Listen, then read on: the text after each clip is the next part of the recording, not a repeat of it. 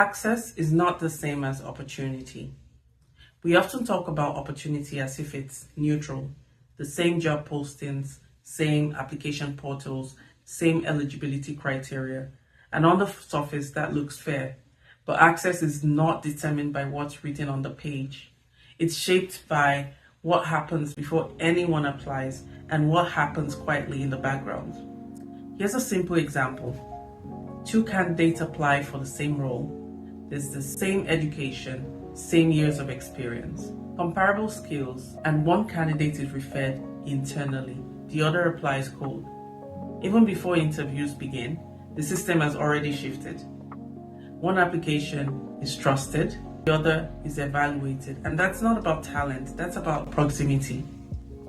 In Canada, Black professionals continue to experience higher unemployment and lower median earnings, even when education levels are similar to non-racialized peers. When patterns like that repeat across industries and seniority levels, they stop being individual stories.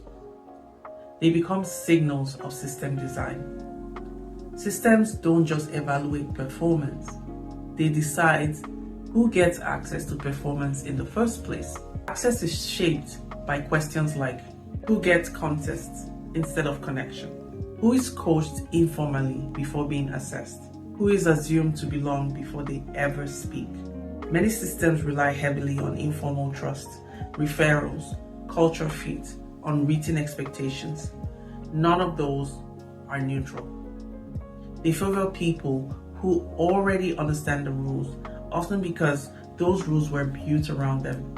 This is how access becomes conditional, and not through explicit exclusion, but through familiarity, shared language, shared networks, shared assumptions about competence, and when access is conditional. Effort alone can't close the gap. You can work harder, prepare more, over-explain your experience. Still, the system may require you to keep proving credibility in ways others aren't asked to. That ongoing proving has a cost, not just professionally, but mentally.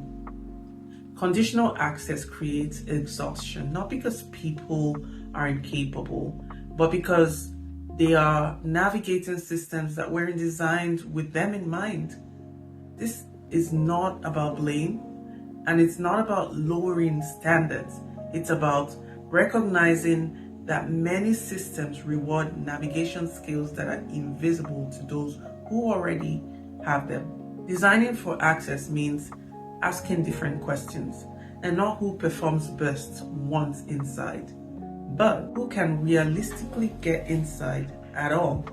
It means examining hiring pipelines that depend on insider knowledge, funding processes that reward prior exposure over potential, and leadership tracks that assumes uninterrupted availability of financial cushioning.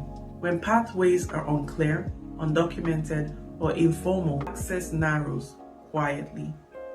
And when systems are designed with intention, access widens. There would be clear criteria, documented pathways, transparent expectations, reduced reliance on informal gatekeeping.